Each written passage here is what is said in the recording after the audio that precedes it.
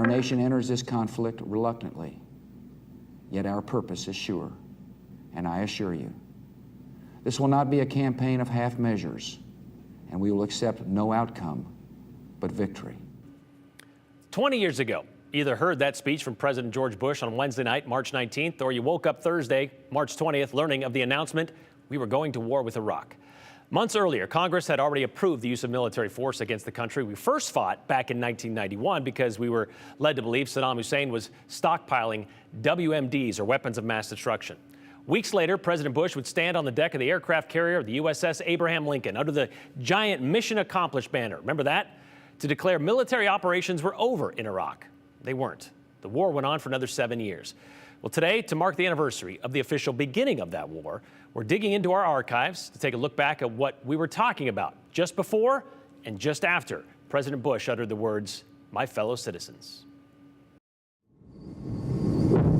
The buildup to the Iraq War began years before and was rekindled with the takedown of the Twin Towers. It was anything but life as usual after the September 11th terror attacks.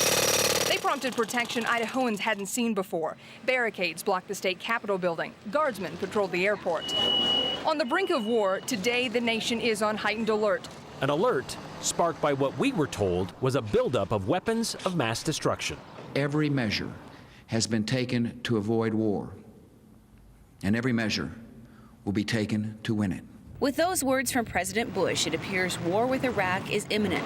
So in the days leading up to that war, Boiseans straddled both sides of the line drawn in the sand decades ago. Those who wanted peace. Killing innocent people isn't really too attractive to me. And I think fighting over oil isn't too great either. We don't want Bush's war! Following the rally, protesters took their message to the streets of Boise, marching from BSU to the State House for another gathering against war. And we, and those, as the United States of America and President Bush as our leader, who wanted peace through the use of force. Defend the Iraqi people from tyranny.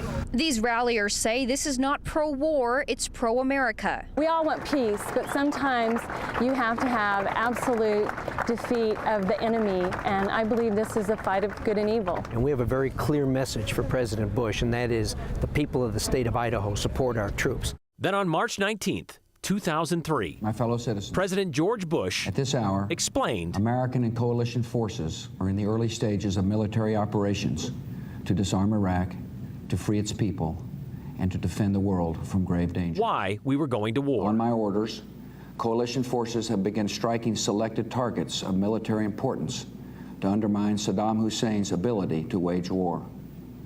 These are opening stages of what will be a broad and concerted campaign. In the days following, Idahoans were left to wonder what that meant. It's something that a day don't go by that I don't think about it. I feel like our freedom's at stake here. If we don't take care of this man, he will do things in our country that will affect our freedom daily.